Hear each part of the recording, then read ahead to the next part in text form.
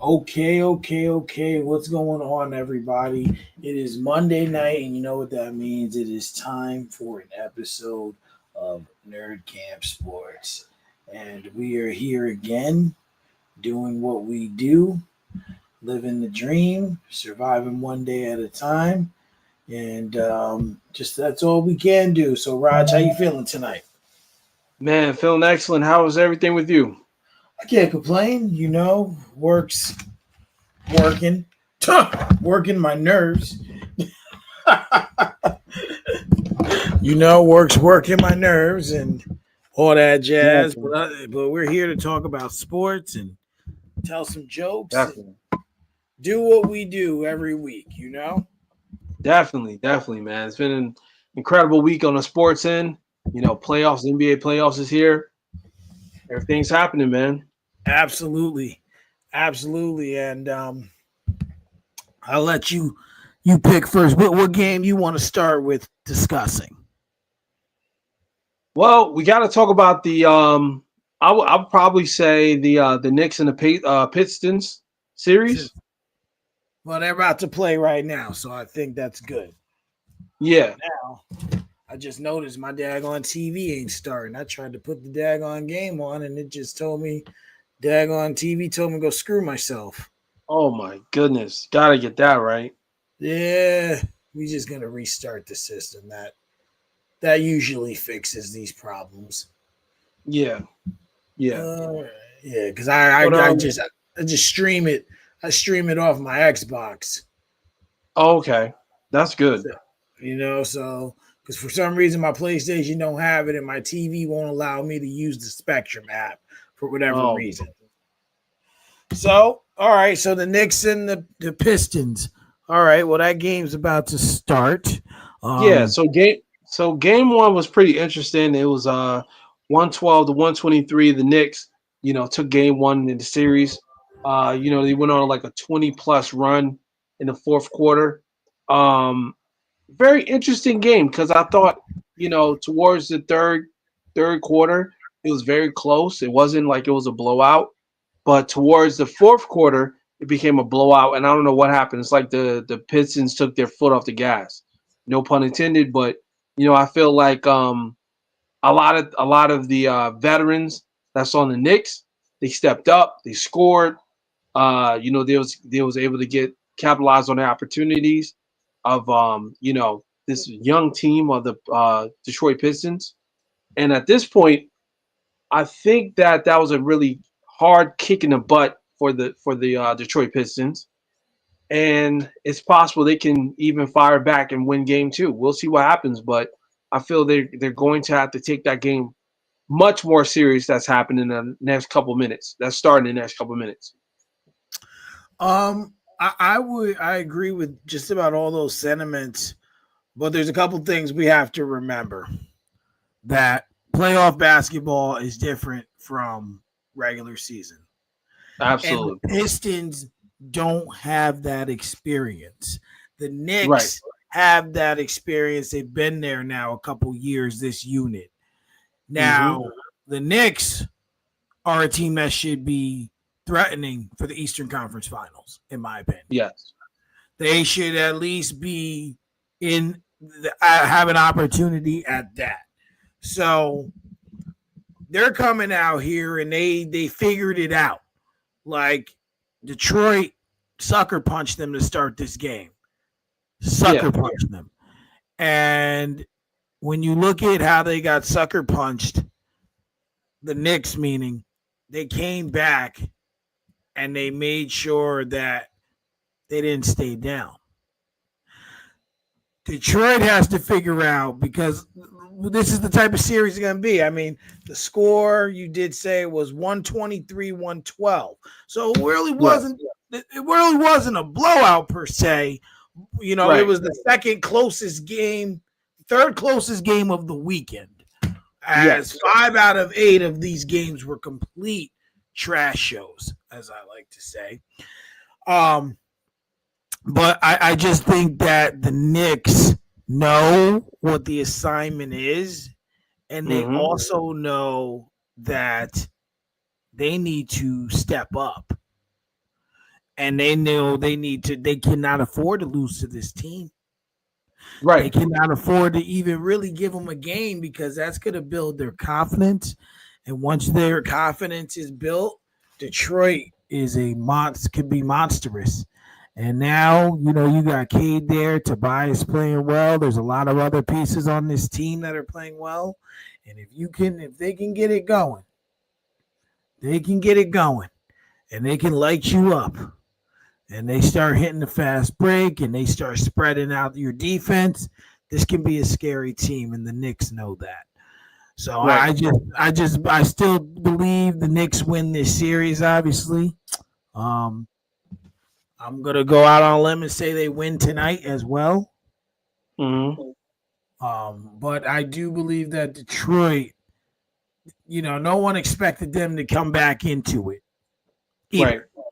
So now it's all about for them. What's the next step from this moment Yeah. going forward? Right. And I'm just I trying to. agree, and that's the thing. You know, when you look at Detroit, they're a young team. You know, they had a few Absolutely. veterans on there. They got Tobias Harris. They got Tim Hardaway Jr. on the team, and a few other pieces as well. But when it comes down to leadership, like Cade Cunningham and Malik Beasley, there's a few other pieces on there like Isaiah Stewart. They're young. They've never been in the playoffs. A lot of them, are this their first experience. So it's a difference between regular season and also playoff season. You know, but I will say this: I think this game is going to be closer. I'm not saying the Knicks are going to lose, but what I'm saying is it's going to be a closer game. I think the Knicks win this game, but it's going to be a closer game. And on top of that, I feel like the Detroit Pistons going into Detroit, they're going to find their leggings. They're going to find their momentum going into Game 3, and Absolutely. they're possibly going to push this thing to a 6-game series. So in order for them to do that, they need to win this game, or they need to at least get close to winning this game. So when they go into Game 3, they know what to do for that game. So yeah, it's going to be pretty interesting. I think this series is going to be a long series. I think it's going to go either 6 or 7 games, but I do have the Knicks winning this series overall. And the other thing is, I just pulled up the box score because I'd like to just do a little essential breakdown. Yeah, Now, first of all, they need more from their bench. right. Their bench only offered them a total of 30 points, and 20 of them came from Michael Beasley. Yeah, So that's the first thing. And then the second thing is percentage wise, Cade Cunningham needs to shoot better. Yes, he yes, had 21 points. Yes, he had 12 assists. Yes, he crashed the board 6 times. But 8 of 21 isn't going to get it done. no, If you're shooting 21 shots, you need to be making on the upward of 12 minimally. yeah, So then you have that. You got Duran 7 points. Tim Hardaway Jr. gave you 19. Thompson gave you 10. Tobias Harris was your leading scorer for the night with 25. yeah, Shooting on 8 of 13. Thompson was 4 of 8. Hardaway 7 of 13. Duran 3 of 4. Beasley 7 of 16. So Cade is the guy that you really got to make more shots. yeah, You gotta. Unfortunately, you're gonna have to score at least 30 points a game if you want to have a shot in this series. On top of getting these assists, right. Tobias Harris, you're gonna have to hit. You're gonna have to do. You have to do 20. You're going to have to do 20 at least in order to have this team have a chance. Beasley, you're gonna have to do what you did in game 1 on a nightly basis to have a chance. These guys, because they really don't have an answer for Cat either. Yeah, Um, and that's the thing, his size, his power, and things like that. You look at the Knicks, Cat was 10 of 14 for 23 points. yeah, Okay, 23 don't sound like a lot, but 10 of 14 is good shooting. Um, exactly. Brunson at 34 points, 12 of 27. Same thing. He's got to make sure he's making some more shots. Um, Hmm. you know, Josh Hart had 13 on 6 of 10 shooting. Ananobi had 23 on 8 of 18, and Bridges was 4 of 9. So I'd Right. like to see him be more involved. The bench only offered them up 22 points. Shamit, McBride, Payne, and Robinson. So, same thing goes to them. Brunson and Cat are going to show up and do what they do, but these other pieces that the Knicks, they had faith in Ananobi. They had faith in Bridges. I think they gave up too many for those players who are all-star caliber, but they have the potential to be all stars one day. They won't be superstars, but they could be all stars. So Right. you need your guys to step up and get you the points you need in order to win the game. I agree, and that's the thing. I think this well, of course, the first game is like a litmus test. It's kind of just Yes. seeing exactly where everyone is, seeing what's going to happen, especially when the Knicks got home court advantage. We know how serious that gets in the Garden. But it's going to be another test when they go to Detroit because these same guys that were shooting bad in on the Knicks floor are going to now be on their home court. They're going to have a day or two in their town, so they're going to be able to get a couple home cooked meals and get used to shooting on their rims and stuff like that. So it's going to be a whole different ball game. But I think this game tonight is going to be a closer game. I'm not saying that the Detroit Pistons are going to win, but I do believe that they're going to keep it close. I think they're going to try to test the Knicks. They're going to push it to the limit, and then eventually see where they're at. So when Game 3 comes up, they're going to be ready to rock and roll in the Palace. Well, and that's what they need to do because now when you lose game one, right, and you're the underdog, especially game two, you need to treat like game seven, Right, exactly. And that's another and thing. and then the game three loser has to treat game four like game seven, Right. especially if you're down 2-1, or you Yeah, know what I'm saying, or 3-0, because once you get to 3-0, every game is game seven for you. So exactly. if I'm, like I said, breaking down these stats here, if if you get Cade, Cade gets you 30. Harris can replicate what he did, and you can get these guys to score some points and get some stops. Detroit can win tonight. I Right. still, I still think the Knicks win this series, but I do think Detroit is on the rise. And what I mean when I say that is, I know we're not into the off season obviously for them yet because they're still in the playoffs. But what I do mean is that they get some more pieces. They'll be a legitimate contender down the Yeah. road. R&B, I know you might know the answer to this. Do they have any good draft picks, or do they have a lot of draft picks coming up within the coming years to where they can utilize the draft to help build this team a little more as well? Nah, not nothing crazy, but I do have confidence in the current GM that we have that he'll try to maneuver some things, maybe make a couple moves to make some stuff pan out. Okay. Okay. What were your thoughts on this game, R&B? We only started with that game because game two is about to start. So if you want to chime in on your thoughts of Detroit and the Knicks, the floor is yours, brother. Um, I'll be honest, man. I know it sounds crazy, but the way Detroit lost that game, man, I would kind of feel good going into tonight's game. I know it was hella to lose on the 21 zip run like that. Don't get me wrong, but at the same time, fellas, we also have to take into context, like I was saying last week. Man, the Knicks are a talented bunch. They're a talented bunch. They should definitely be a finals contender. We should be talking about the Knicks as one of the teams that should be, a threat to go to the NBA finals. But for some reason they just kind of getting left in the back burner behind. Only thing teams people want to talk about on in the East is just the Cavs and Boston. And then you might get a mention of Milwaukee here and there just because Giannis is, a finalist in the MVP third, top three in MVP finalists this year. But Right. you know what I'm saying? That should be the Knicks, and it's a reason why. Why is that? I don't know. Tom Thibodeau, whatever the case may be. But as far as the series, though, as I said, the Knicks should win this series, man.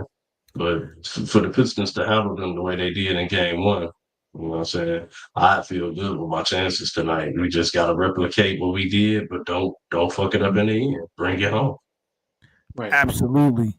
And real quick, I just want to say to add to that thing about the Knicks, Tom Thibodeau, his coaching style is a part of it. I don't want to say it's the whole thing, but Mm-hmm. it's all about like I'm looking at Brunson right here, right?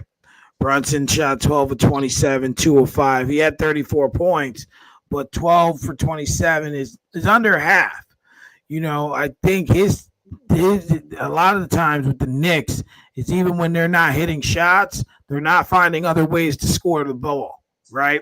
So like I noticed they'll still keep shooting or they'll just keep doing whatever isn't working until it like stops Till it till it, works. till it works instead of just adjusting and saying, okay, guys, let's put Cat down low and try and work it that way. Maybe let's try and do some switches and get a mid-range shot for Josh Hart or something of that nature. So that's something I see when I watch the Knicks play. So maybe that's something that they should. I mean, I ain't the coach, but something I would take into effect and count if I were the coach.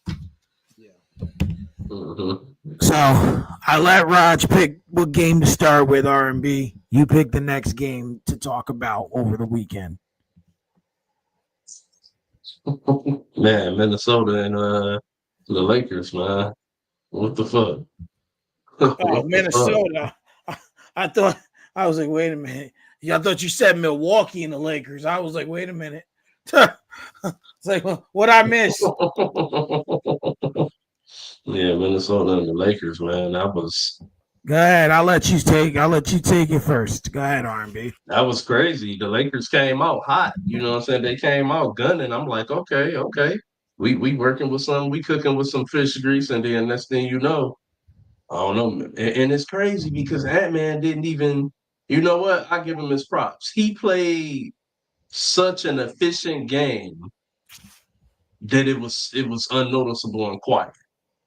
Because I think he had like 22, 8, and 9, something crazy, something like that. Yeah, you Damn near got it. triple double. On But he only on 8 of 22 shooting.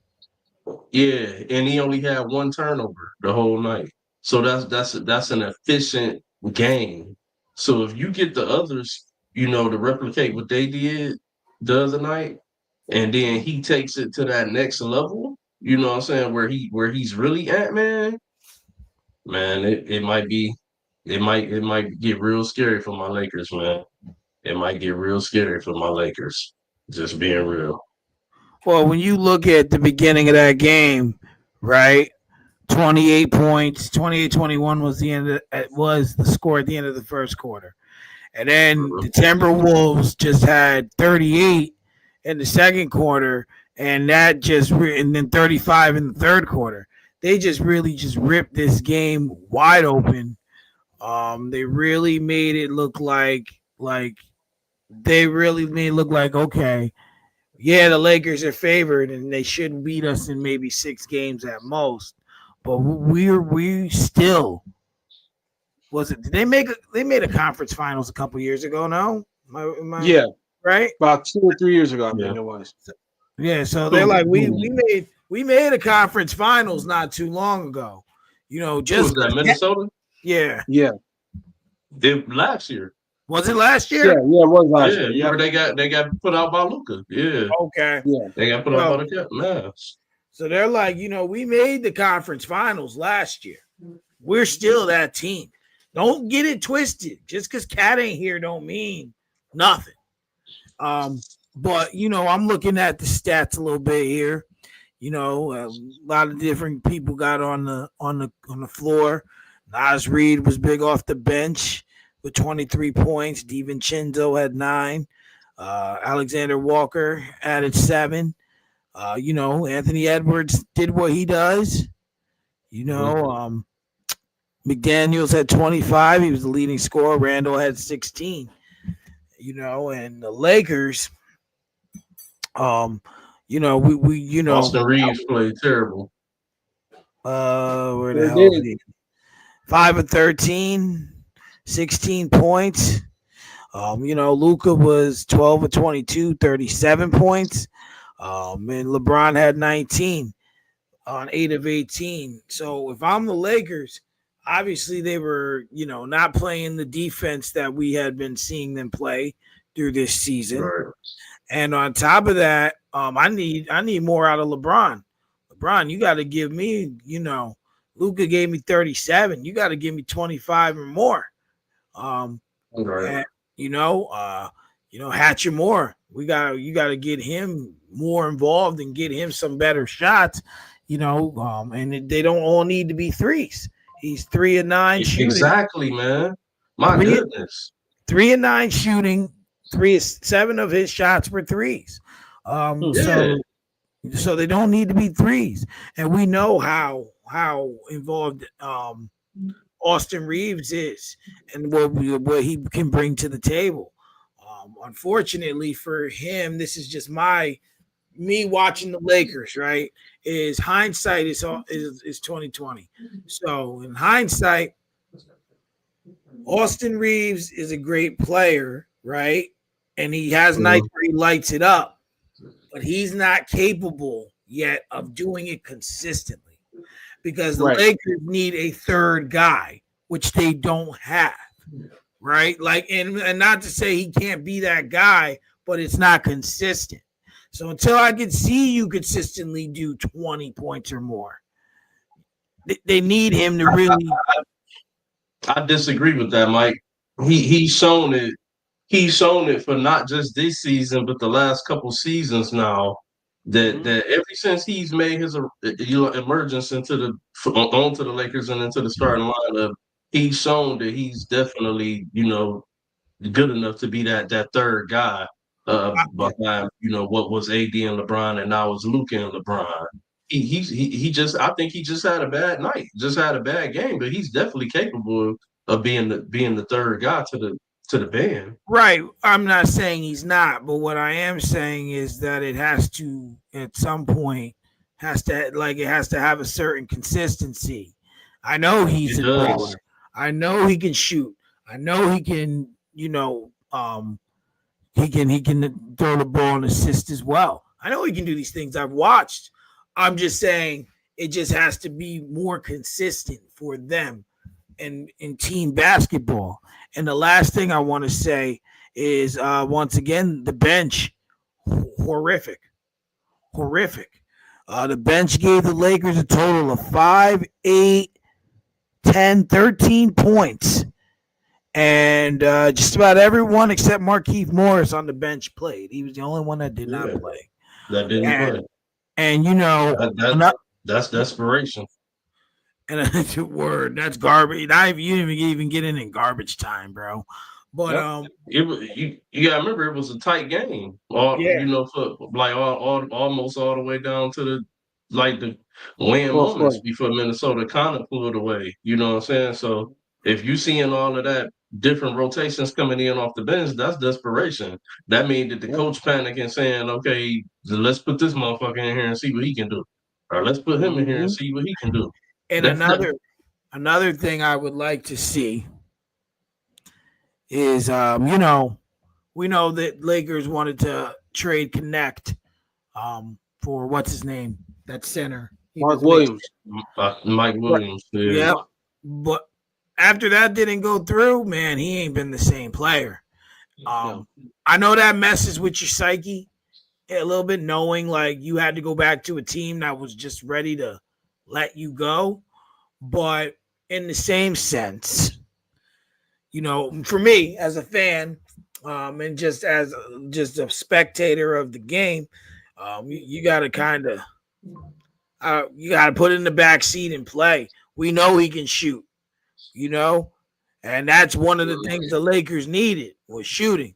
So I would just like to see some more out of him in that bench. But I expect them to win game two, which is what? Probably tomorrow. I'm not looking at that right now. Tomorrow.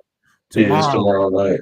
I'm expecting them to win game two and that defense to come alive and still win this in 6 games.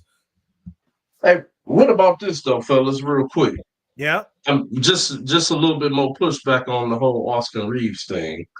Mhm. It will not really push back, but I just want to add this in there. However you may feel about him, he's a good third guy, not a good third guy, whatever the case may be, it's still no excuse. And the reason why I gotta say that, you can't lose this series. Because now we're gonna look at it and we're gonna say, okay, however you feel about Austin Reeves, he's good enough. When I look at Minnesota, who's Anthony Edwards' second guy? Who's Mhm. Anthony Edwards' third guy? Mhm. Who? Sure as hell ain't Julius Randle. No, I definitely agree with R&B on that one because you can look at Julius Randle, you can look at Dante DiVincenzo, or even somebody like Nas Reed. But when it's all said and done, these guys don't come close to a Luca or LeBron. You know, either one you want to say is one or two. You get what I'm saying?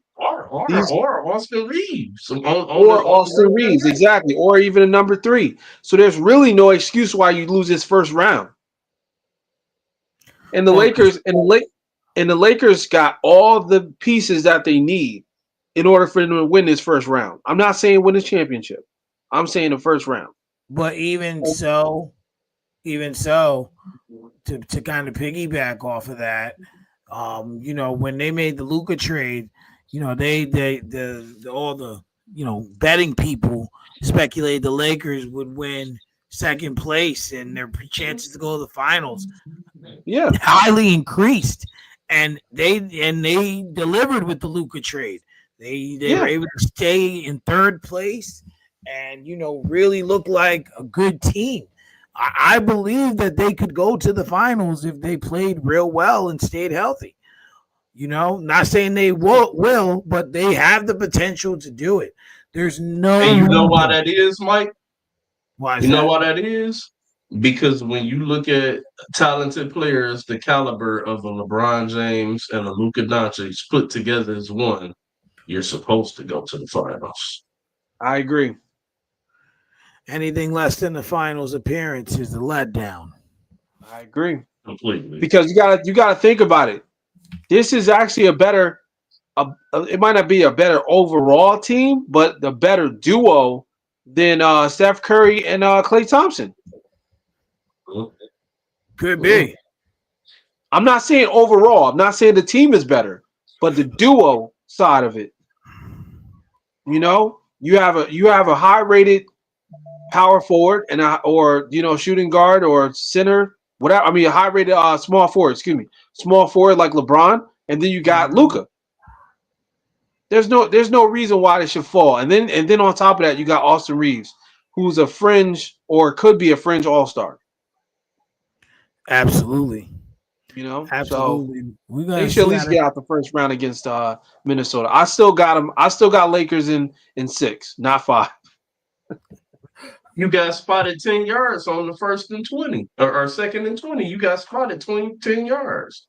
When Luca got there, they were already, what, top three or top Yeah, four in the yeah, West? So yep, it ain't like they were like Golden State where they were 11 and made this move and had to fight their way up. They exactly. were already up. well, There was at least top 4 in the West.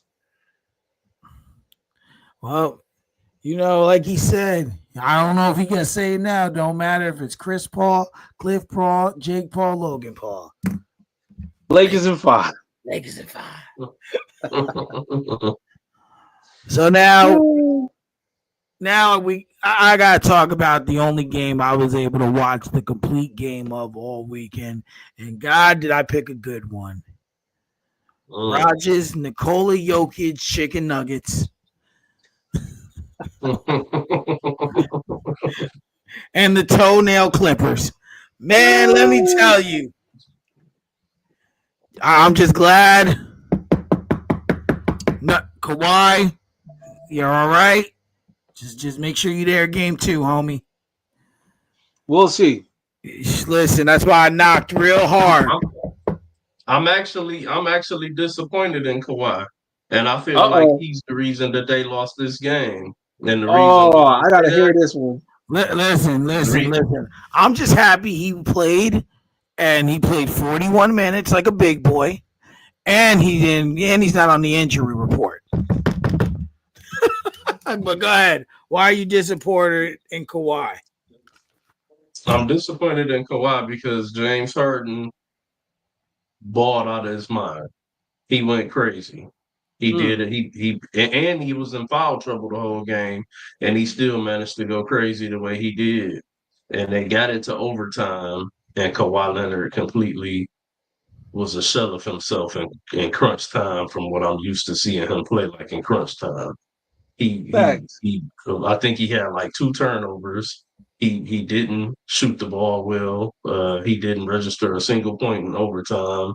I'm used to that being his moment where he takes over. Now I'm not saying this is it's like some type of indication that there's something there or anything. I'm just disappointed that he had a bad overtime in a game that I felt like they had won. They had the Nuggets number, and they were supposed to be able to bring it home. And I felt like James Harden did what he needed to do. And when he got them to where they needed, to his point of passing the baton, which was the fourth quarter to overtime for Kawhi to take over, Right. Kawhi didn't take over.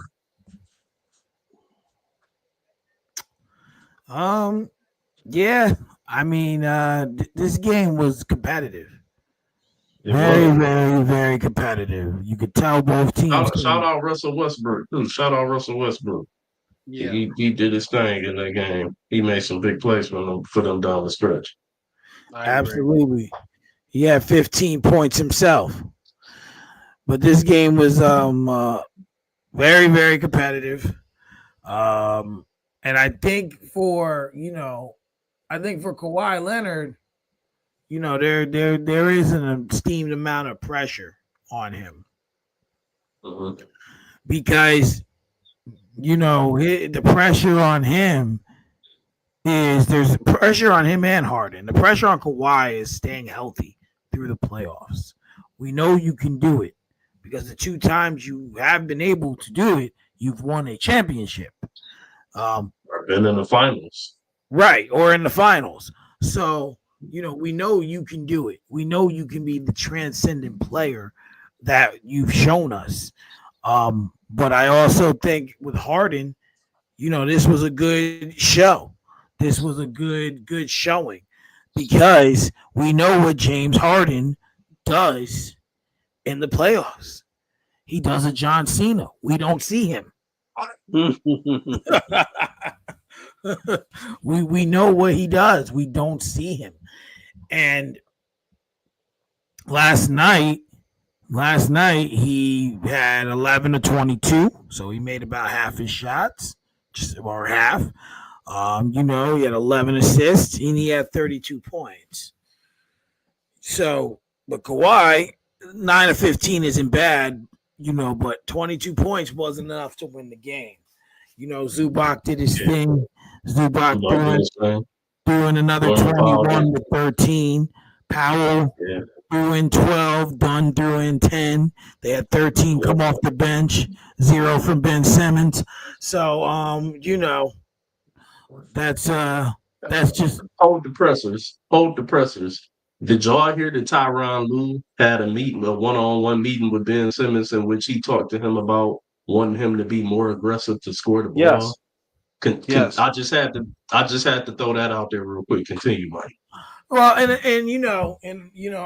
think for him, like we know he can be aggressive, and he just isn't. Like Raj always said, he's a con artist, and he stole from the Nets, and he don't like basketball no more. But from the Knicks point of view, or the Knicks, Jesus, the game's on. From the Clippers point of view, they played well, but they just got to put a little more umph in it. And on the other side of the ball, when you talk about resiliency, um, that's what the Nuggets showed. They got mad that Raj called them the chicken nuggets. Good. That's why they got mad. You know, Joker had 29, 12, and 9. Murray had 21, 7, and 9. Uh, what we have here? Gordon, 25 and 8. You know, they got 20. Hold on. 21. He's their 23 off true their X bench. factor. 23 off their Aaron bench. Gordon, go ahead. Oh, yeah. No. Oh, he was huge. Yeah, he's their true X factor in my opinion. He When was he plays huge, well like that, they're tough to beat. especially when he's knocking down threes. Yeah. Yep, especially when he's knocking down the long ball. You know, Especially, this was competitive. And this is what playoff basketball is about. That game. That's yes. what playoff basketball is supposed to be. It's supposed to be hard hitting, back and forth, exciting. Don't know who's gonna win, and you know, it was a good contest. I did pick Denver to win this series, I believe, in 6 games. But hell, if they want to go to 7, let them go. Let them go. Let them go. But it was a good game. Raj, what's your take on the game?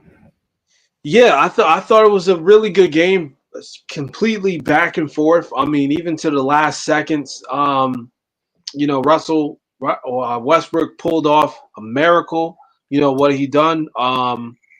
But to be quite fair, if we're criticizing, of course, Kawhi Leonard take the blame for it. But you know who else take the blame? Michael Porter Jr. That dude was non-existent. See, this is supposed to be an option for the Denver Chicken Nuggets, and this is the reason why they're the Chicken Nuggets. They're not the Chicken Nuggets until they're the Chicken Nuggets until they can prove that they can actually beat a team like significantly. Like you're not supposed to be in this spot, okay? Because someone like Michael Porter Jr. only put up 3 points. And he played 26 minutes. 1 of 4 No, shooting. 1 of 4 shooting and only 4 rebounds. So it goes to show you that there are certain pieces on there who are just basically just playing cardio roles. Like they're just out there just running around. And he's one of them, And I feel bad because somebody like Aaron Gordon, who's a significant player, he's an X factor. He's not supposed to be out there scoring 25 a night. Like it's good that he did, and they wouldn't have won if he didn't. But getting a double from him, 10, 12 points maybe, it should be enough for the Denver Nuggets to win. But until then, they're going to. I disagree. But I mean, they got 3 players that's supposed to go off that are scorers. Michael Porter Jr. is one of them. Michael Porter Jr. is one of those guys. I disagree with that, Raj, because you gotta pay attention to the context in which they run their team. The way they run their team is number one joker every game. That's no Right. doubt about it, right? We all know Jamal Murray is the number two most pretty much 95.6% of the nights or whatever, unless you get in a hot night from either Aaron Gordon Jr. or Michael Porter shooting threes. So it's Okay. like I think they kind of intertwine with each other between that 3 and 4th option within the starting five. You know what I'm saying? I think it's pretty much whoever going off. And then shit, you have some games where they both go off a little bit. Where you said like Aaron Gordon might put up 10 and 12, but then Michael Porter Jr. might fuck around and hit like 6 or 7 threes or whatever. Right. I'm not trying to give him an excuse that he didn't because he didn't play well. But what I'm saying is we're looking at a Michael Porter Jr., which you said, yeah, he's supposed to be a scorer, but you got to think about the role that he's playing in Denver. He's not really being given the opportunity to be a scorer. He's being given the opportunity to be a spot up 3-point shooter. That's Okay. what I'm saying. That's what they do. They're not really giving him the ball and saying take us there. That's normally either in the hands of Jamal Murray in clutch moments or getting it to Joe. That's how they run the team. That's how they run the offense. And now you've even got Russell Westbrook, taking some of that away too. When he comes in off the bench, he's getting 7, 8 shots. You know what I'm saying? But he will look to distribute as well. Okay, so let me ask you this from that standpoint, right? If he's a spot up shooter, shouldn't he be hitting those shots? At least he had a 40% clip. Michael Porter Jr. Had an excellent shooting season this past season. This is just the first game of the playoffs, man. All I'm saying is pump the brakes. I don't disagree. He had a bad game, and you might need him to step up and do more. But it's the first game of the playoffs. Let's see if this continues on the trend or whether he gets it together. And Okay. another thing that I challenge you on is for you to say that they shouldn't be in this spot. Bro, this is the Western Conference playoffs. The Western Conference playoffs are always tight and hard fought battles. Like we're looking at what's the stat? I think two two through eight or three through eight, something like that in the West. Like Yeah. all were like damn near 2 games apart from that shit being all scrambled and mixed up. So that means that it's not really outside of OKC, record wise or whatever, or however you want to Hmm. look at it, there's really no definitive dominant outside of them in this conference. Anybody can be had, and a lot of them believe that they can have OKC too because of the youth. So I mean, look at Golden State and Houston the other night. Like that was a slug it out defensive battle, looked like some 2004, 2005 type playoff shit. So it But did. the veteran experience of Golden State came through. But I'm going off kilter a little bit. My main point in the second part of this statement was saying though that the Clippers are a damn good team. Oh yeah, But no, this no, is I'm not. Kawhi Leonard and James Harden, like and Zubac and Norman Powell and and a host of the other ones to go along. Like they they can hang with Denver, bro. They can beat Denver. It's people that got them picked to win this series. But that's what I'm saying. The Denver Nuggets before they fired Mike Malone, right?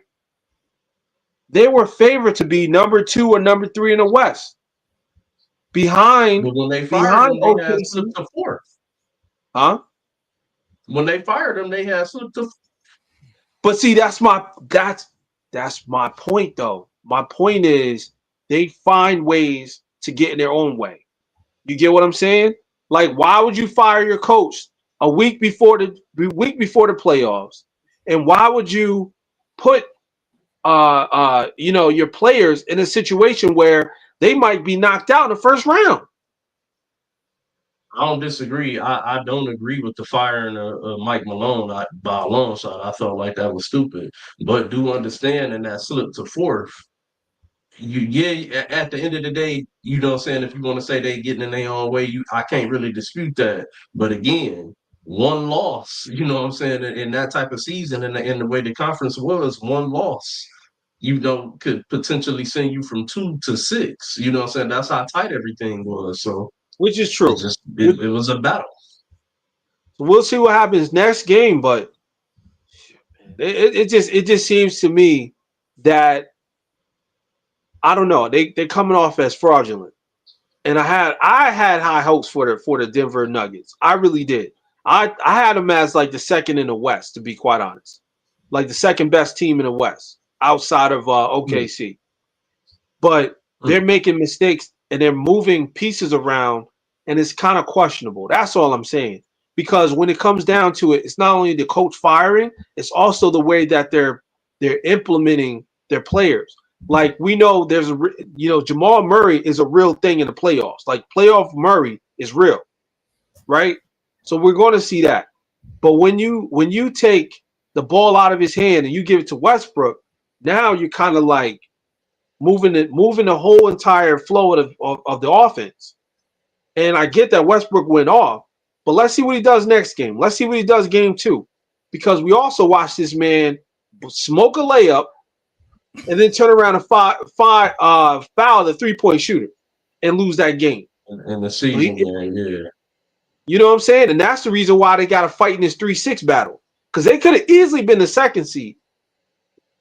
But Jamal Murray was on the court when some of those plays happened too, though. So it's not like he's being xed out or losing minutes because of it. I think it's a smart dynamic in my opinion. I don't think I would run it too much different because it takes the ball from out of Jamal Murray's hands at times, gives them a different look on offense, which makes teams have to adjust. You know what I'm saying? And not only that, Jamal Murray has been, what I'm saying, yeah, he can be playoff Murray, but he also can, what I'm saying, shoot terrible and have had horrible games. We've seen it.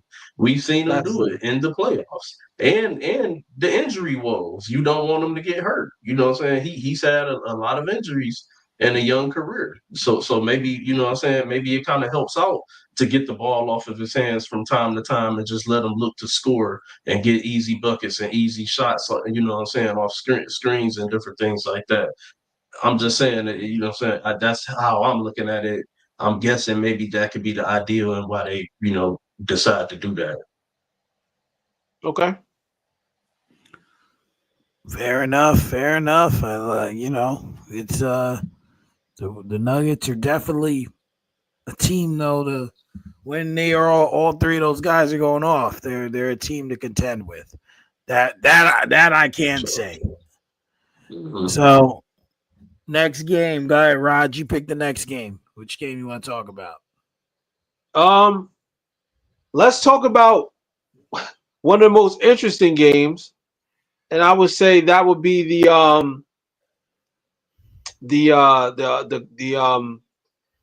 Golden State Warriors and the Rockets. I mean, I want to talk about the Eastern Conference games, but of course that was a blowout, and the other game was a blowout. But I want to talk about that West Coast game with the Warriors and Rockets.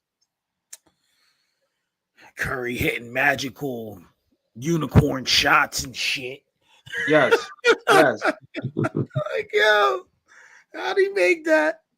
I have no idea, man. He's special. He's a special player, and we're not going to appreciate him until he I'm about to retires. say, don't be jealous now. Don't be jealous. we when it Appreciate that greatness. Absolutely. when it comes to this game, the Rockets were really, really bad. Because they really didn't get to offensively, I should say. Because the Warriors weren't much better, but I do know that the Rockets scored well under their regular average. And once again, we know Mhm. playoff basketball is different. We know Yeah. this, we understand this, and we respect it. However, you're the Houston Rockets. You're the number 2 seed. You should be coming in there a little more aggressively. What they play? They played Saturday. So let me see. Let me pull up their game. No, they didn't play Saturday. They played Sunday. They played Sunday. They played last night. There it is. Okay. Mhm. So now I'm looking at this box score, and I'm looking at the Warriors here. And Steph 31 points. Butler 25. That Podzini guy 14. However you say it.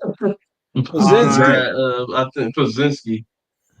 You know, He just made oh. him sound like a whole lunch meat.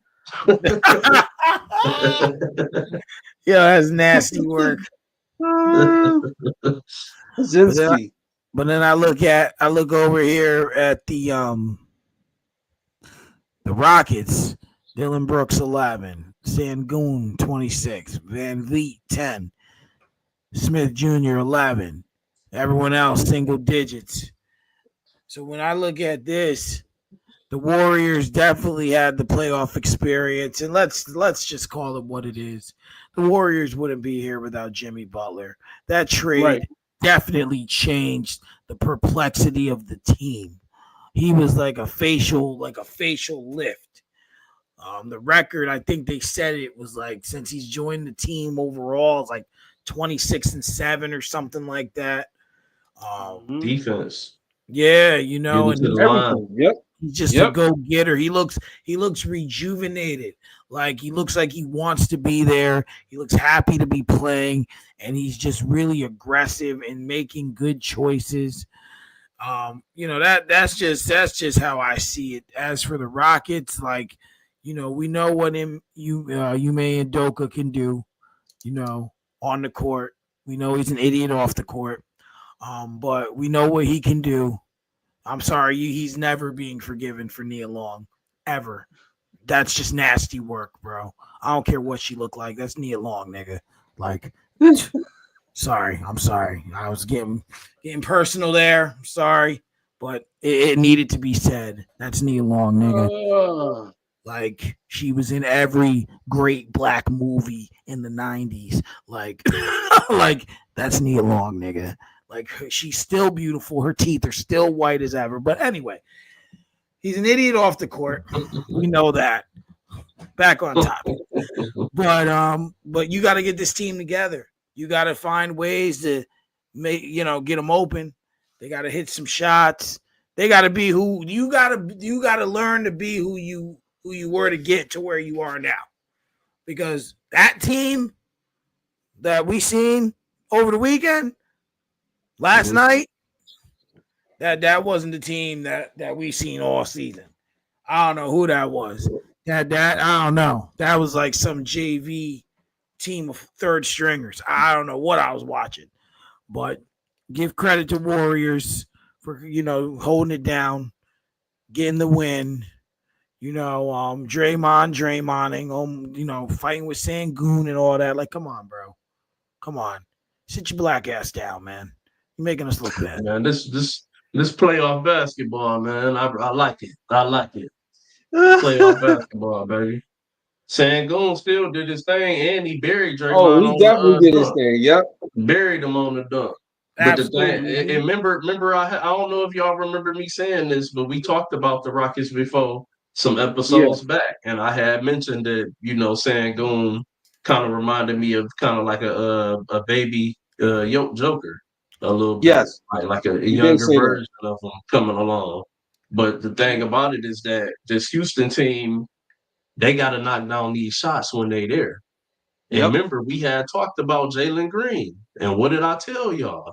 Remember when he signed his extension this past season, or it was either the off season or it was during the season, and I remember we talked about it, and I said that it wasn't really it didn't seem like they paid him as if they have faith in him being a franchise player. You know what I'm saying for the next 5 years or whatever. It seemed like a hesitant deal. The way he played last night, which he has the tendency to do at times, that's the exact reason why he didn't get the type of max that we all would have thought, somebody with his talent level and going that high in the draft would have gotten on his second contract. Instead, he kind of got almost a today's journeyman contract. Mm. Absolutely. Golden I Absolutely. State's def- defense was something though. yeah, I definitely second that. I think when the lights were brightest, Jalen Green definitely shrank. You know what I'm saying? And I see why you said what you said, R&B, because man, in order for you to earn those type of like max deals, especially after your rookie contract, you gotta be at your top of your game. And I feel like Jalen Green got the potential, but he just never reached it. And at this point, Shingun is proving why he's one of the best big men in the West right now. Like he showed that he can carry that team on his back. And for somebody like Jalen Green's supposed to be the number two guy, he shrank. And as far as the Warriors go, the Warriors gonna do what the Warriors do. They took the home court advantage right away from the Rockets. And to be quite honest, I didn't expect nothing less. I knew they was gonna win this game. It was kind of close towards the end. If you watch like the last like 5 minutes, it was kind of getting close. It's kind of getting a little shaky. But I knew the Warriors were going to come out with the victory because they got too much experience on that end. Um, and as far as the other pieces, when it comes down to Golden State, as long as you got Jimmy Butler, and as long as you got Steph Curry, and you got Draymond Green on the court, they're gonna find ways to win tough games or games that they're supposed to lose because they're so accustomed to playing a certain style of ball, and that's winning Mhm. basketball what they're doing. Um, I'm just waiting to see what happens next game because I will give the Ma Adoka and also the Rockets credit. There's slightly a size advantage in Houston.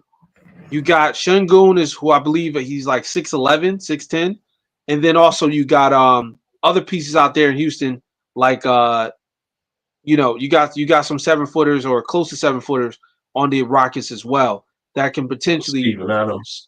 Steven Adams. Yep, you got Steven Adams. You got who's what's his name? Taj him Easton. J- I think yeah, he's a Easton, six. and then you got Jabari Parker. Yeah, Jabari Parker. He's like All six Houston, eleven, they six whole ten. squad pretty much lanky and lengthy like that. Yeah, and you know what? Steve Kerr is that Outside type of of Fred dude. VanVleet. Yep. And Steve Kerr knew it too. So he sent out Post and he sent out Looney at the same time. He said, "Oh, y'all want to go tall? We got tall players too." So he sent out Looney, he sent out Post to go play at the same time. And I'll be honest, I've been watching a lot of Warriors basketball. I've never seen that. I haven't seen a tall lineup once this season. So see it in the playoffs was pretty interesting. But I will say that's probably their biggest advantage if they got the height and they got the size. They just don't have the experience and the skill.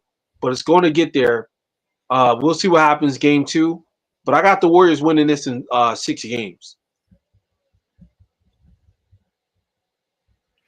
Yeah, I The mean, Houston Rockets, I like a hot pocket, and they ain't gonna drop it like and pop it. Warriors in 6. Yeah, I got them in 6 too. Pop, From now lock, and on, drop. you can't make. Look, from now on, Warriors in you can 6. no longer make a pick and give your estimation of when it ends without some type of rhythm and gangster rendition. Shannon Sharp Exactly. style. It has to be done man law, but Nerdcap man law. I if I agree. if I I ever agree. if I ever meet Shannon Sharp, I'm gonna ask him, do you think of these beforehand, or do they just really come off the cusp? Because yeah, but every I, time I I think can it only started out imagine. coming off the cusp, but then once you get hot, they get going. Then he probably started trying to like put that shit in the back pocket and shit. Yep, these are getting fly with it. they be like, Mhm. Lakers at 5. Oh man. And, So man, Timberwolves look nice. I so don't go know. ahead. R&B Let's pick. talk about that. Let's talk about the Timberwolves and Lakers one more time. We got to go back to that. What's I left to got a talk question. about? I got a question real quick. For R&B. Do you think? Do you honestly believe Ant-Man, if he wins this series, he's going to be the face of the league?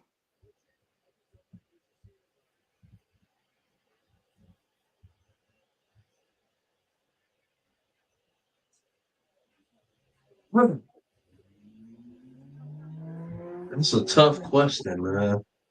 Because And you know I'm why I'm it's tough? Because the obvious answer that I would want to say is yeah. If he kidding. can lead this Minnesota team to knock off this LeBron and Luca led Lakers team, Mm-hmm. Mm-hmm. you've got to put him like up there as the face of the league. But will Minnesota capitalize on that and on his talent and build a true roster for him to continue with? Because I'm Mm. just being 100% honest. What he has right there in Minnesota right now, they got some pieces. They got some talent. Don't get me wrong, because they wouldn't be in this position if they didn't. But do we Right. all really think that they got the caliber that they can contend? You see what OKC then built around Shea out there? Mm-hmm. Mm-hmm. Ant needs something like that around him. And if Right. Minnesota is not going to complement his talents by putting something like that around him, it'd be hard to ever really truly look at him as the face of the league because he'll just be a great player that's not contending for championships. Damn. Championships is the je ne sais quoi, man. It's that thing. You can be as great. You can be as great as you want to be, but if you ain't getting to that thing and getting them, at least one of them. Yeah. I Well, second that. Hard. It would be hard to. Yeah. it's kind of and R&B, you're a wrestling fan, and Raj, we're big wrestling fans, but it's a big analogy, and I'm going to use a wrestling analogy. I'm going to use last night.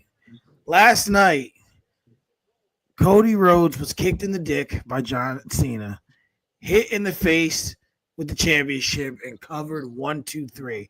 It was a great moment.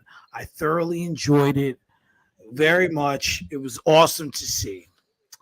But you built the story prior to that, Cody finishing the story. Roman Reigns held the title for almost 5 years. Well, 5 calendar years. So now,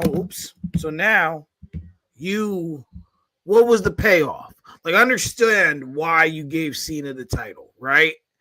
So, but now you ended that long reign for what, right? Just to say he finished it. So I compare that, and I'm not comparing apples to oranges. But what I'm saying here is, to R&B's point, to capitalize, right? Right. To capitalize. WWE don't capitalize off of that kind of stuff. Right. You got to capitalize and be able to say, okay, I took out arguably the GOAT, right? He's gone. Yeah. I got rid of him. Okay. What you going to do with it now? And be able to take it to the next level and win more series. That's not the story, though. That's not the story. See, the story here is they did capitalize on it because they knew that Cody was hot grits, and they had to make a change to capitalize on it, and they capitalized on it. Revenue is still floating real good. They're still selling out everywhere they go, and they're not selling out no more because it's Roman Reigns on the marquee. Now they're selling out because it's Cody Rhodes on the marquee. They're It's going to places sell that out. don't sell out. It's places that don't sell out. Nope. They're not. They're going to sell out, Mike, no matter who's there. It don't matter. It don't matter. It does matter. It don't matter. It's going to sell out. You can't say it's Cody. H is just a liar then. So Triple H is just a liar. You can go and find the footage where he's talking about it's places where they don't sell out at. And they'll call him and put him on the marquee, and it sells out within seconds, minutes, just because they have. When that's why you see him fluctuating between both shows. Do you know it's scheduled appearances where he's not even supposed to be there that night, and he take his personal jet and fly there, and what I'm saying, make an appearance or whatever for storylines and shit like that. So like I disagree, man. Wait. But Mike, before you get your point across, from an outsider looking in, right? A person that's not watching every Monday or every Thursday or whatever SmackDown and Raw comes on, just watching highlights, right? Right. Cody Rhodes is the most visible person in WWE right now. Oh, that's because we can't see the champion now. No, what I'm saying is I see R&B caught it. I know what you meant. I caught it. I know what you meant. Raj, I'm warning you, don't fall for Mike's fuckery. You know how he is. I know. Cody Rhodes. So he's gonna use anything he can to try. Listen, this is the Kendrick Lamar of wrestling here we're talking about. Why? But why though? I want to know what's the problem. I've always hated him. Always. Why? Because I'm trying to figure out why. And it goes back to his first run. I just didn't think he was talented. I just didn't like. There was something about him that I did not like. But can you agree? But can you agree? People get better over time, like his storyline and his work ethic.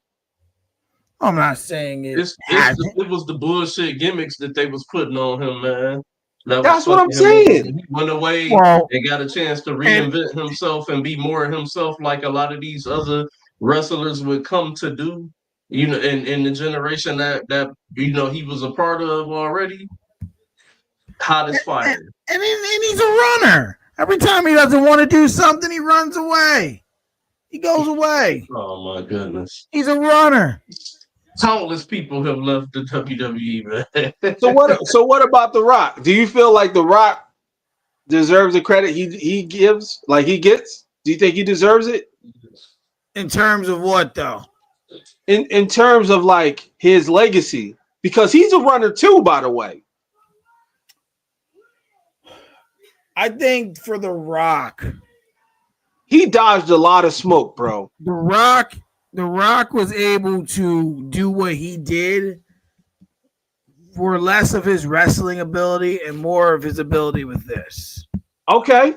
His ability with this. If The Rock doesn't have his ability with this, who is he? Who is he? That's what I'm saying. And he dodged a lot of smoke. Yeah, you're right about that, Mike. But The Rock was a hell of a in-ring talent. Let's not forget that. I'm not saying he wasn't, but what I am saying is, think about it. When he was Rocky Maivia, no one gave a damn about him. No one cared. So if he didn't go to Vince McMahon and say, "Let me have a microphone," he's not The Rock. He's never The Rock. No, I know that, but that's what I'm saying, Mike. People get better through time and experience. You get what I'm saying? And what I'm saying is, like I said, I'm an outsider looking in. I'm not an everyday wrestling follower, but I watch, when I watch, right? And I've witnessed Cody Rhodes in the beginning of his career, and I witnessed where he's at now. And I think he got better through time and experience and storylines. You get what I'm saying? Just like The Rock. He definitely got better. Just like The Rock. Because The Rock, when he was Rocky Maivia, was not who he is 5 years after. You get what I'm saying? Like Absolutely. He developed, of course, mic skills and storyline wise and rivalries and again, and I wouldn't say that Cody was anywhere on the level of The Rock on the mic back then, but let's not forget, we not talking about somebody who wasn't, developed. Like he had been developed or whatever when he left. They were not giving him the right storylines and the right pushes. It was a very watered down era at that time. We act like we kind of forget. This is still part of the Cena era. Cena buried a lot of talent. You know what I'm saying? He let's keep it real. He buried a lot of talent. And it is what it is. Like it was multiple dudes that left. AJ Styles left. People forget that. AJ Styles was a part of the Cena era. He was there. He left. CM Punk was at the top of his game, fully developed and had been a champion. And he left. AJ Styles wasn't a part of WWE. Vince didn't want him. Yes, he was. AJ Styles was a part of WWE.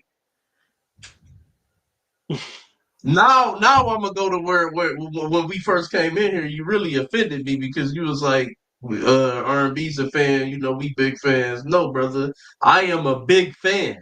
And with you saying that, you're a fan, not a big fan. AJ Styles was in WWE back in the day, bro. No, he left. Was not. He got fired. Go look it up, Mike. Then why in interviews does he say Vince didn't know who he was if he got fired and he was there? You're saying Vince? He claimed in interviews that Vince McMahon did not know who he was for years. Yeah, because he was like a nobody, really. Oh, he was a no-show. I don't know how he got off the stage. Yeah, no, it booted you off the stage, and then so I don't know why, but you were backstage. Yeah, I don't know. I'll make it my homework tonight to send you some information I'm gonna send you clips of AJ Styles wrestling on SmackDown back in the early 2000s during the Cena era, bro. you tripping. You tripping. I am not tripping. All I'm saying is you don't be fair with it because we pick and choose. Like I say, AJ Styles left.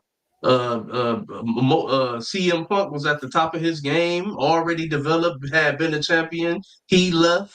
But You know what I'm wait, saying? wait, wait, wait, wait, We all know. wait. Whoa, We whoa, all know whoa. that people Hold on. had Why? Vince because Vince was hard-headed and he didn't want to do things the way people wanted to do. He didn't want to elevate the people power. He didn't want to let people be a piece of themselves, which No. is what led to. CM Punk left because The Rock came and took the title when he shouldn't have, and he was supposed to main event WrestleMania. That's why CM Punk left. Yes, and Cody Rhodes left because he He's a felt like they runner. weren't giving him the pushes and the storylines that he deserved for the talent that he had. He was never gonna get ahead as being fucking Stardust. That's a mid. Would you want to be Stardust today? Man, Mike Williams on WWE. No, Mike Williams on WWE. Let's put you in a tight ass leather and put a half a star painted on your face and tell you to go out there and act like a clown and gimmick around and dance and shit. Would you want to run that gimmick? Or are you out the door?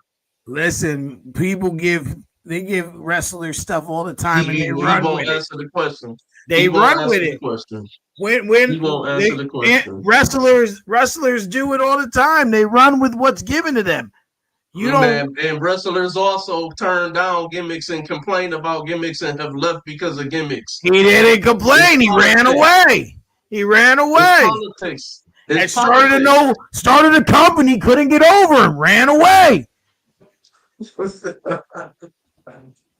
No, Vince ran to him. Let's not get it twisted. Vince ran to him. Vince wanted him back. But he still ran away from his company that he took pride in building. He left. Talking about the one that he sold all the stocks and stuff away to? Yeah, he took a lot of pride in his help with AEW because he's mentioned it in interviews. He took a lot of pride in that, and then you just leave it. Yeah. It was unfinished business. It was still something that he yearning in him that he felt like he wanted to complete and do. And he did that, so he don't need to come back. He finished his story. You won your title for your father, the title he couldn't win, respectfully. You don't need to come back. Man, Mike don't argue from a place of stats. He argues from a place of personal feelings about people. You got to detach yourself from the game, man. No, he ran away. We're gonna sit up here and act like he didn't run away. That's the thing. People who like I'm not acting like he didn't run away. I'm saying don't just make it seem like he was the only one. Listen, all I'm saying left. is hey. Half of the niggas that we grew up on ran. Undertaker was Mark Calloway in WCW. He wasn't fucking with the gimmicks that they was giving him and what they was feeding him, and he ran. And that's how he became the fucking Undertaker. Like you can don't do that shit. Like you gotta that nigga left WCW for money, bro. Come on. He left because they were going bankrupt. He needed money, bro. They were going bankrupt. That's not why he left, Mike. Come on. You really said he left because WCW went bankrupt? Yeah, WCW wasn't doing what it was doing at that time. He left because his gimmick was horrible. I know that. Man, listen. You're in that category, man. He's in that category. Cody Rhodes, Dallas Cowboy fans, Donald Trump supporters, Kendrick Lamar fans. They're all in that category. They're all senile people. Ric Flair left. Ric Flair left again and went back. Lex Luger left. Mike. Listen. Huh? What were you gonna say, Rod? Stone Cold left 3 times. No, what I'm saying is you can't group everybody in a circle and say they're the same people. You can't do that. No, I didn't say they were the same. I said the Yes, you support. did. I said the supporters of those people are the same. Senile. Man. What's the difference? What I just said, Mike. Because I'm What not saying. I just said. Listen, I'm not. Oh, and I forgot the Beehive, and I forgot the Swifties as well. They're in that category. Those fans of crazy, Yo, delusional, senile people. R&B. There's certain arguments we just can't have with Mike. That's what it boils down to. It's not an Because argument. It's a no. conversation. Or I'm sorry, debates. I'm sorry, debates. When Get certain debates. Because you know what it is? He puts them all in a box. He puts them all in a dislike box. He says, "You know what? I don't like those group of people. Let's put them all in the same." And that's okay. That's fine. But you just gotta have the stats and the statistics to go around it. Don't just always make it a not like. You know what I'm saying? It's almost like if your girl mad at you and you ask her what she want for dinner, and you suggest something that you know she likes, and you like, well, why you don't want that? I don't know. I don't like it. Exactly, and that's what I'm saying. It's like, okay, I get that you have a gripe towards them for whatever reasons, but you can't pull them all. You can't put them all in the same box. It doesn't make sense because they're not the same people. No, I didn't say. I'm not talking about the individuals I'm naming. I'm talking about the fans of the individuals. They're all That's what I'm senile. saying. They're all That's what I'm senile and saying. crazy. No, Mike, that's exactly what I'm saying. You all look crazy. No, You Mike, know that. AJ Styles had been in WWF back in the day. Stop it. Let's get back to basketball. I don't even remember yeah, Robbie got here. go I'm not ahead. even Yeah. having this discussion with Mike anymore until he get his wrestling literature up. Oh I man, started in the about 80s. you gonna be real mad when I I start my. started in the 80s. You gonna be real mad when I start my wrestling podcast. Then you ain't gonna like Oh, nothing I gotta man. say on there. Oh, I just I'm gonna want be to a be a frequent fly. visitor. I'm I gonna be a just want to be a frequent fly guest on the on there wall too. because And we gonna have our back and forth. I just want to be a fly on the wall because at this point I heard enough, and I'm not even an invested person like that. Like I'm just shocked that you said that about Dusty Rhodes. Said what? I mean, just like You mean Cody? excuse me, not Dusty, Cody. Excuse me. I'm Oh, sorry, my about to bad. say. What I say I, about Dusty? no, not Dusty. Hey, I meant to hold say on. Cody. My bad. Dusty ran too. Sure did. Dusty, See, like father, like son. Point proven. but you gonna point out all the other people that did it. Nah, that's not running. That's just You jogging until you biased. get it correct. You biased. You gotta be unbiased. Nah, that's not bias. That's the truth. He ran. Like you biased. Watch this, babe. Come here real quick. I want you to Who tell ran? them. Hold on, I want y'all to hear this. I want you to tell them how excited I was when Cody Rhodes lost last night. Oh no, like the house shook. He was that jumping up and down and laughing and being and happy. Sorry. Hi. Why? Jeez, you just told the audience you're high too? I No, he was I so hope loud and jumping up and down. It was ridiculous. And then I made a song. I made a song as he was coming down to the ring too. I wish someone would have recorded it. Because I be recording everyone else do stupid stuff, but no one recorded me. I was mad that no one recorded it. I hope she records you when he to get the title back from Cena though. Listen, I'm in a wrestling. I'm in a wrestling group, right? And then I be real careful about the way I word things when I write them, right? Especially when you typing them. And my boy, ironically, who runs this wrestling group, his name's Michael Williams. Can't make it up. And he's like, man, you're going to be mad when he gets the title back. And I said, that's why I said I'm glad to take a break from his ass from now. I said, that's wrestling 101, bro. He going to get the title back. And I'm going to be mad. That's okay. But I'll take a break from him for now. That's cool. Raj, why are you looking like that? No, because your takes be like borderline hate. Not all of them, though. Not all of them. Just in those groups of people that I made. That's what I mean. I'm not saying every take you make. I'm saying those groups, and I noticed like when you talk about those certain groups, it's almost those type of speeches. If you know what I'm saying. Because you like all gas, no brakes.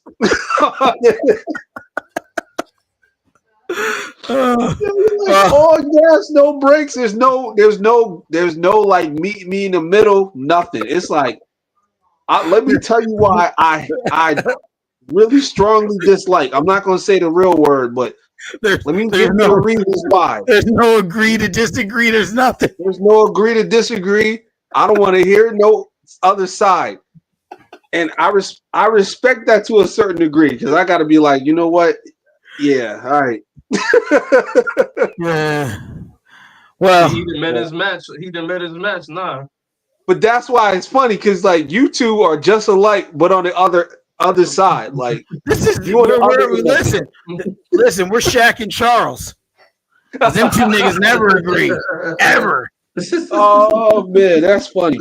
That is funny to me because I'm like, damn man, Cody didn't do nothing to you, but you out here just killing He did do something to me. He was born, bro. The hell fuck you mean?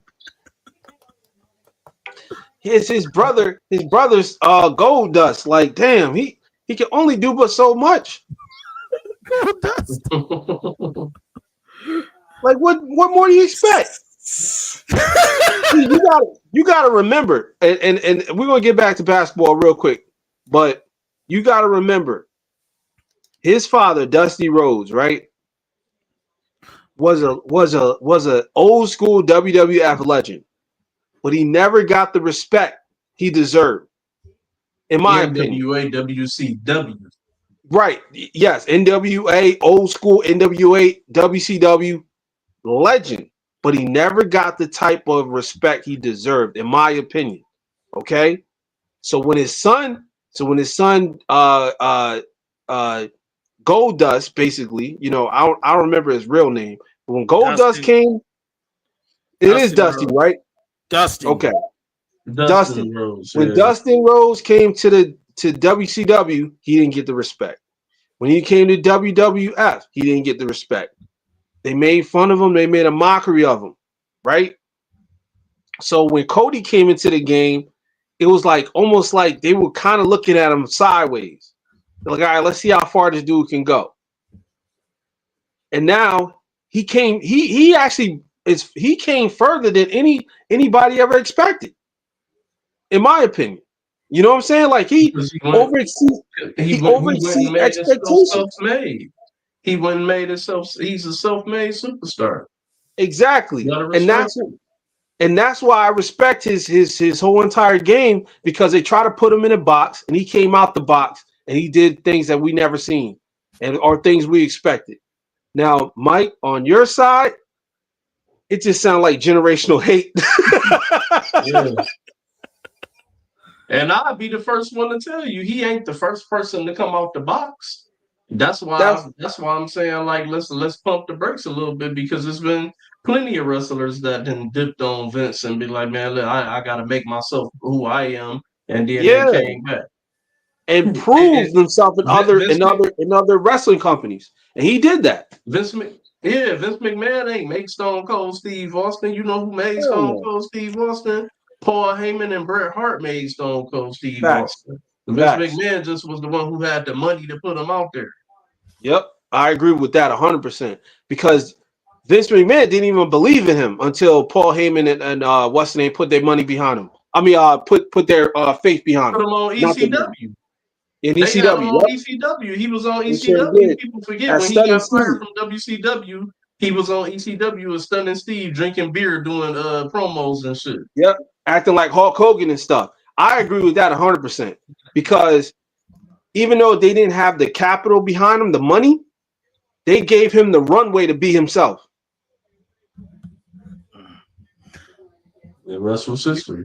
You're always going to be who you're meant to be, one way or another. Fact. And who every step you take in your life makes you creates to who you're going to be, whoever that is, or whatever version of that self it's going to be. Mhm. Facts. So I guess we can go back to basketball now that Hate 101 That is was over. interesting. I That was hope the interesting. audience enjoyed that. You know, A but little yeah, bit of wrestling. little bit. Um, who did I say was supposed to pick the next game? You, Raj? No, I picked it already. It was the Warriors and Rockets. Oh, Yeah, he oh, had picked Warriors and Rockets. oh. So then it's your turn. Then R&B, go ahead. Well, I guess it's obvious we got to go Bucks, Indiana. Woo. Well, I had said for the last 2 years that the Bucks were at a disadvantage because Giannis was not available, and Damian Lillard at the moment is unavailable. We know, but the Bucks are the fifth seed. Pacers are the fourth seed, and they have low key balled all season. No one has watched them. No one has paid attention to them. He went off the screen, so I have to exit out. No one has paid attention to them. It's almost like no one's cared. And Right. I think for them in this series, they want to know you're taking out. They want to know that they can take out and make a not take out, make a difference. They're going against a former MVP. They're going against an NBA champion. They're going against Yeah, a team that has been to the promised land. So they definitely are looking to show that they can win and that they can win good. This was just really bad for the Bucks. They look like deer. They look like deer in headlights. man. Who you telling? I'm like, yo, what? It was sloppy. They just did not look good at all. And I'm pulling up the box score. Outside of Giannis, like no one did anything. I mean, you had Gary Trent Jr. with 14 on the bench, Kevin Porter Jr. with with 12 off the bench, Green with 15 off the bench, Lopez had 9, Kuzma had 0. I mean 5, Portis 4, Connington 3. All these guys who could really help excel this team, they just don't have any umph. And when you look at the Pacers, I mean, Spicy P 25, Turner 19, Nimhard 17. Halliburton, I would like to see. He had a bad shooting night. He's got to play better. The fact that they won so decisively and he shot 3 of 13 for 10 points is pretty. But you had McConnell with 11 off the bench. Matherin with 13 off the bench. So other players stepped up, but they will definitely. But the Bucks, they need to get it together and quick because this Pacers team, they not playing, and they could be one of those surprise.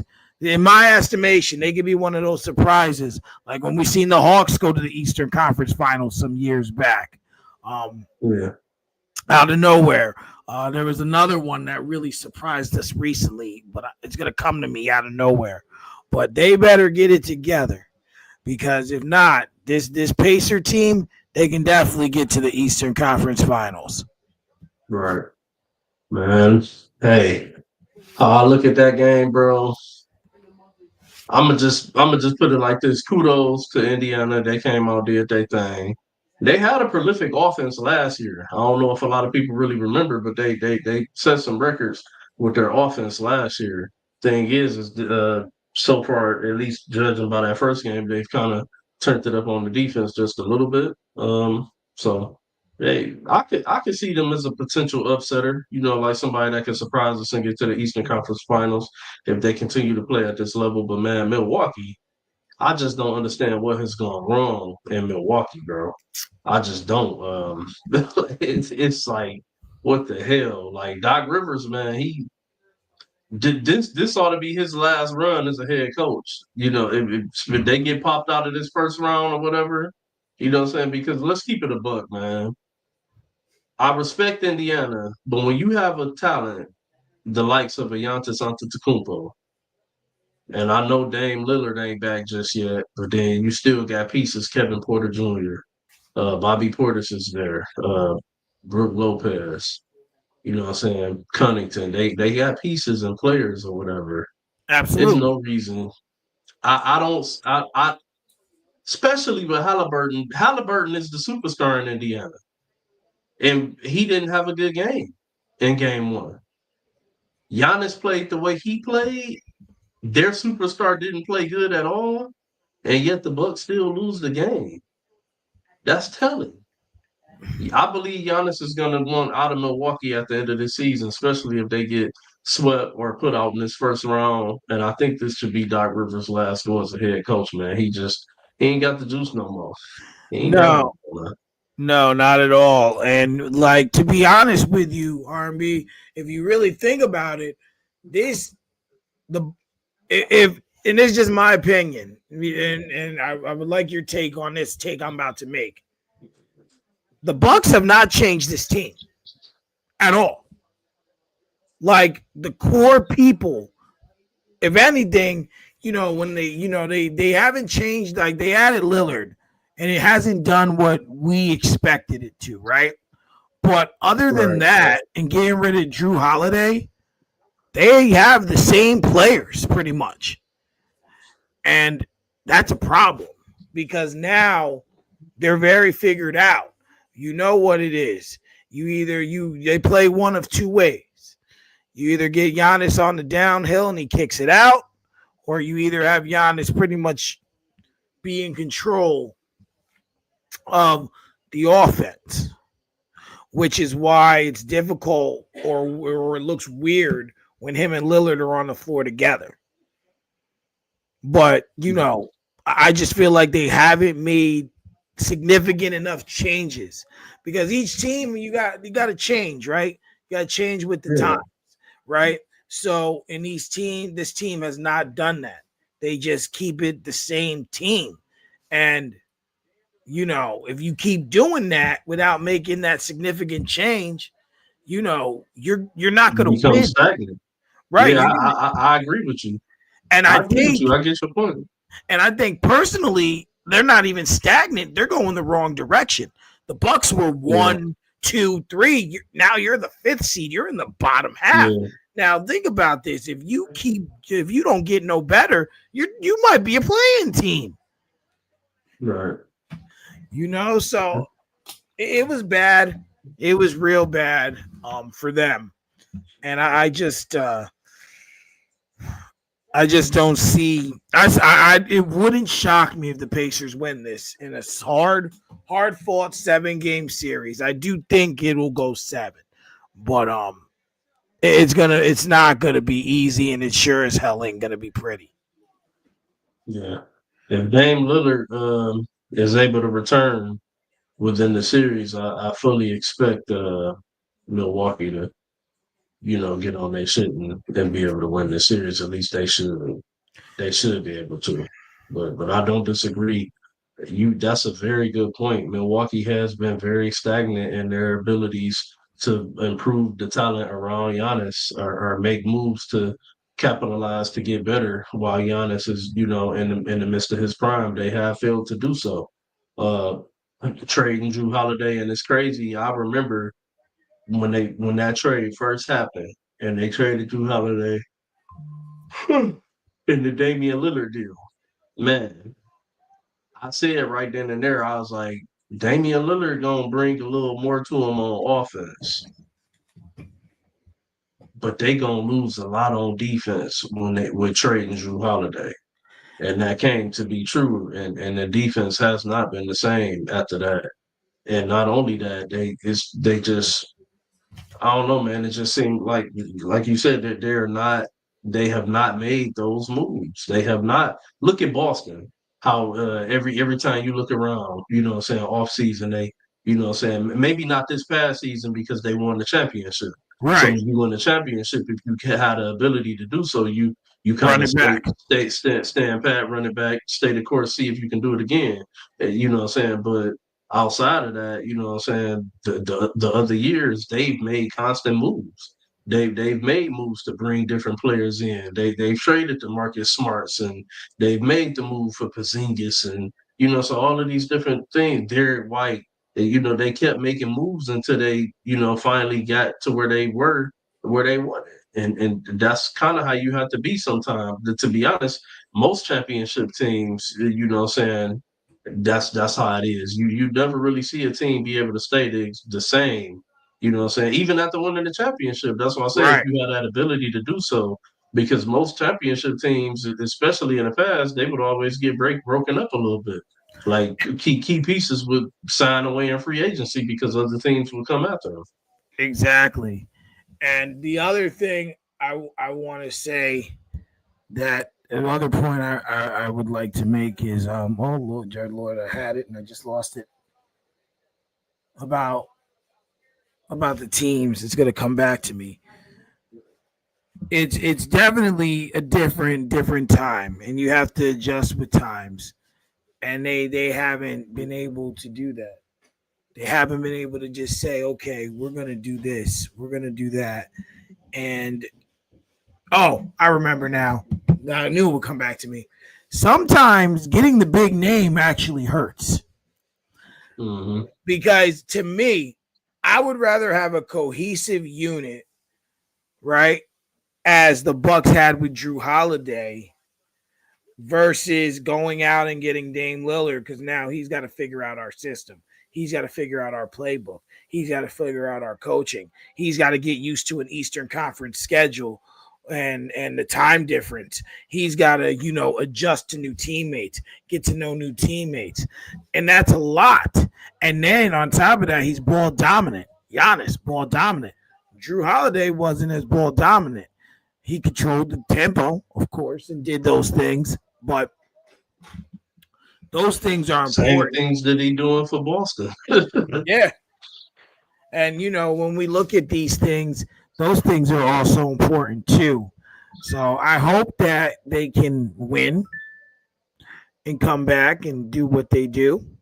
But it wouldn't surprise me if the Pacers win this in 6 games or 7 games. I think this series will go 7. I don't know when they play again, but I'm sure that they'll pick. I'm sure I think they'll win game 2. And that also leads me to a thought. It's hard managing superstars because Giannis was the one that wanted. I'm not going to necessarily say that he wanted them to trade Drew Holiday, but he was the one that clamored to have them go and get another talent to put next to him. And when Damian Lillard became available, what I'm saying, he wanted Damian Lillard. We all know Damian Lillard wanted to go to Miami, but it's noted that Giannis wanted them to make the move to get Damian Lillard, which I'm pretty sure he knew in order to do so, it would probably involve getting rid of Drew Holiday. And Exactly. you know what I'm saying? So it's hard managing these superstars because you want to keep Giannis happy. You want to keep Giannis there. We got to get Dame Lillard. Or to get somebody. Yeah. So. And where Kyle Kuzma? My bad, man, but Kyle Kuzma. Good. Like, can come outside and play, bro? You can't come out. Like what? Yo, he took his ball and went home. He took his ball and went home. It's the 90s. Mama called him for dinner and he could hear it from around the corner. Exactly. It just don't make no sense. It don't make no sense. Like you definitely, because when you was on the Lakers, you were supposed to be the third option. You were supposed to be one of the players. And then when you went to I forget if it was when he was in Washington or before, he said something to the effect that I could be a franchise player that people build around. Bro, you can't even show up. How you gonna be a franchise guy when you can't even show up? You didn't even take your ball and go home. You kept your ball at home. Like you kept your ball and stayed home. Like what the? Right. So the Cavs and the Heat. Boring. I mean, the last three, really, there's nothing to really break down because I believe that the Cavs and the Heat was just like we know what we're gonna get. Yeah. The Celtics and the Magic. I expect the Celtics. I expect it to be Celtics in 5. Yeah. I expect Cleveland in 5. And if the Thunder are gonna play like this, Bird. if the Thunder are gonna play like that, 51 points they won by, like the Grizzlies, yo, I was like, what happened? They Like, what? flew away with it. They flew away with it. Bird. Man, they put a beating on them. I was like, what the fuck? Was it 51 points? Yeah, it was 131-80 was the score. Damn. Like, what are we doing? Like, this is wild. Like, Yeah, we can say in those last two, they did what they were supposed to do. We didn't expect OKC to do Memphis that bad. I ain't gonna lie, I actually kind of thought that would be a competitive series because this is Memphis. At one point, was the second team in the West. Which is indicative of what I was saying earlier of how it's tight it's been this year. This is the team that was number 2 for top 3 for a heavy part of the NBA season, mm-hmm. and they ended up in the play-in, and now they're the 8th seed in the Western Conference, getting pummeled on. And I hate to say it, but this is just how I see it. Ever since that gun stuff, man, Memphis ain't been the same. Say what you want. John Morant was on a way to being like a premier player, and he's still great. I don't take that away from him, but he was on the way to being that dude. Like, we should be talking about him in the top tier players. And unfortunately, and I think we all as people have a bad habit of doing this, is when those players aren't in the upper echelon of the standings, they get overlooked. Their numbers get overlooked. Their talent gets overlooked. Like I'm going to let me pull the game up because I don't even have it in front of me. ESPN, so NBA.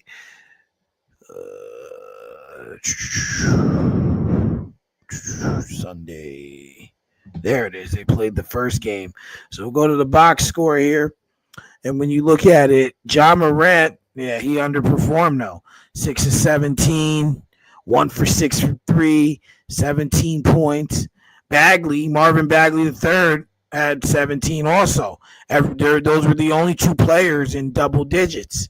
Whereas over here, I'm looking at OKC, Holmgren, 19, Jalen Williams, 20, Hartenstein, 14, SGA, he even played like doo-doo butter, 4 for 13, 1 for 7 from downtown, 15 points. Dort, 12 points. Wiggins, 21 points. Really, those guys, the team was able to step up for him. They were able to step up for him, but yeah, and I mean, and the crazy thing is Memphis still won 48 games this season.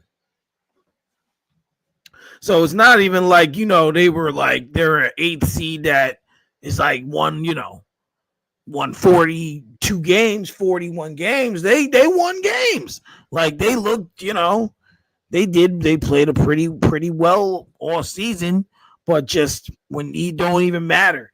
When you're down there, people don't look at you. And if I'm them, I'm just looking for a prayer. Because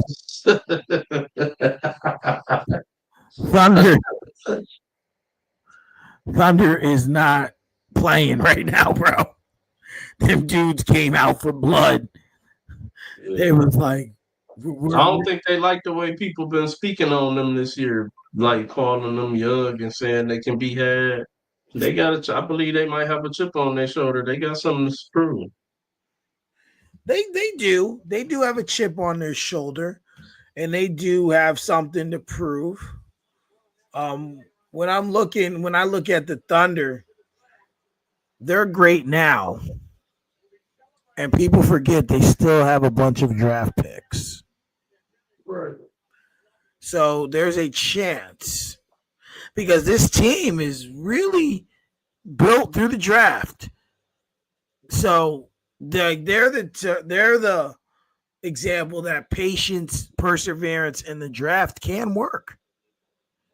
This team is built and being able to make good trades because what jump kicked it off was the Shea Gilgeous shade, the whole Paul George shit. Absolutely, because we look at SGA, and he was there, like he was doing his thing, but there's no way the Clippers should have traded him, man. Could you again managing these superstars? Kawhi Leonard say, "Go get Paul George." I sign tonight. Nigga, we already got a Paul George times 10. Younger, not what you call it, not injury prone, I would have stuck with SGA if I were them, but a lot of times, teams don't know what they have. They look at that here and now, and then you mortgage the future for the present. Now look, Paul George ain't even there no more. You done gave up on problem. Huh? I say, yeah, he's Philadelphia's problem now. And then, not to mention, on top of that, Philadelphia is talking about trading him this offseason. Yeah. But then I've read other reports that they're all going to come back. Embiid, Maxey, and Paul George. But we know they're not worthy of this playoffs. No. If they end up with the number one pick, that shit rigged. If they what? If San Antonio or Philly get the number one pick, that shit rigged. Yeah, especially San Antonio, because right now, with Fox, Wemby, Chris Paul, I've read speculation they're going to make a play for Kevin Durant this offseason.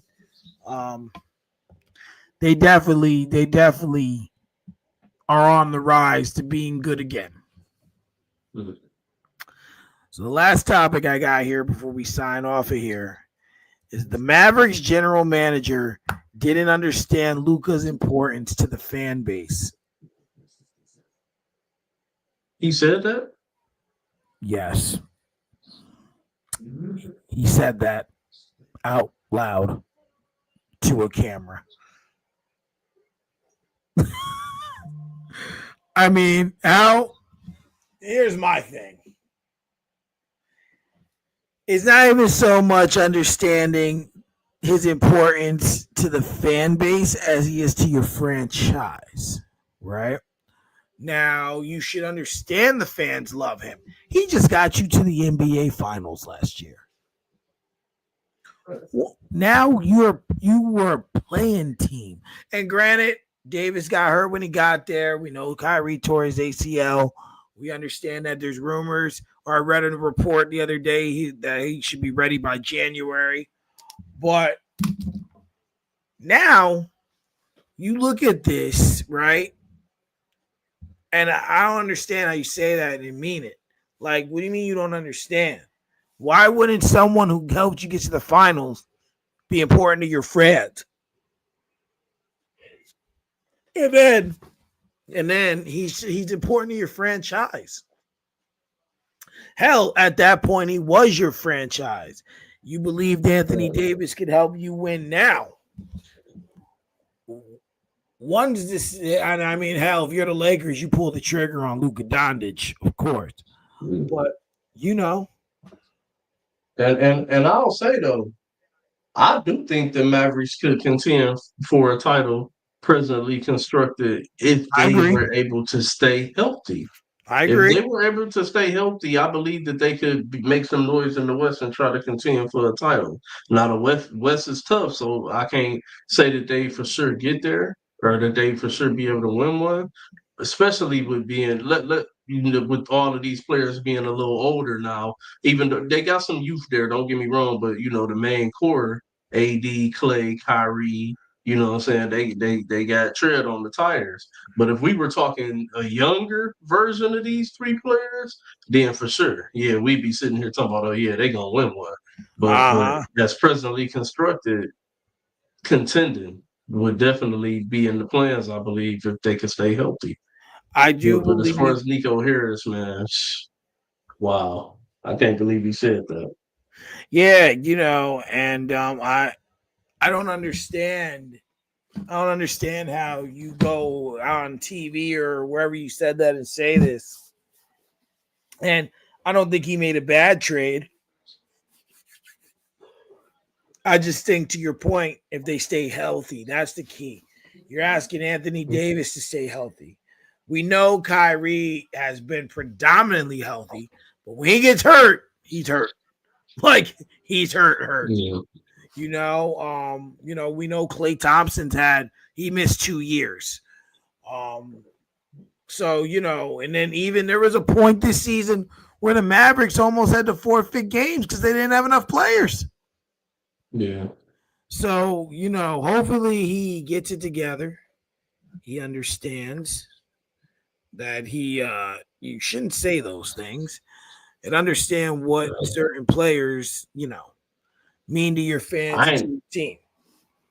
I ain't even gonna hold it too much against him though, because he a black man, and and and, and I'm happy to see that the dumbass owners of the Mavs group are smart, dumb enough to sit up and let this black man steal money from y'all while he impersonates being a GM. Have at it, brother. Get the money. Get the money. Oh man. Well, that's all I got for tonight. You know, um, we're about at that mark, a little bit under. Is there anything else you want to go over? Nothing else to go over, but I will say this: let's get ready for the draft, maybe Thursday. Let's Yeah, do yeah. it. We'll be talking draft next week, along with more NBA playoffs. You said you wanted to go more NBA heavy, so I just figured we wait to the draft to bring the NFL back into the fold, and then the schedule will be out, so we'll talk about soon. So we'll talk about that as well, and then everything else that comes with that. Let's I for the fans out there, man, that's tuning in with us and everything like that. Hey, man, let's do the first 10 picks Thursday night. If you ain't got nothing going on, You want to do what? let's do the top 10 picks Thursday night. If you ain't got nothing going on, let's go live and watch the first 10 picks. Yeah, I could do that. I could do that. I think. I don't think I got much going on. Just yeah. Well, yeah. It depends what time I'm gonna be to work Friday. Let me say that. So let's play it by ear. Because if I got to be to work real early Friday, I'm not gonna be able to do it. But if not, if it's a decent time, yeah, we could do that. All right, for sure. So thank everyone for tuning in. We don't know what happened to Raj, but he'll be back next week. Everyone enjoy the playoffs. Enjoy, if you watch NHL, enjoy that as well. Enjoy the baseball. Enjoy whatever you enjoy. Everyone have a lot of prosperity, purpose, and power this week. And I'll see you next week. R&B, you can close it out. Hey, man. Be blessed, be safe, keep the most high first, and live life to the fullest. We out of here. Peace.